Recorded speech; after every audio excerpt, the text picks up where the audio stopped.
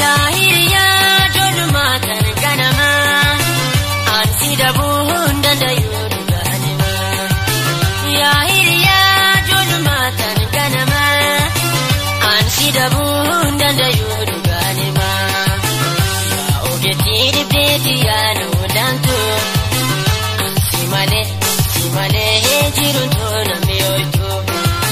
Ya ogeti dibeti ya no dantu Simale jirun to namiyoitu.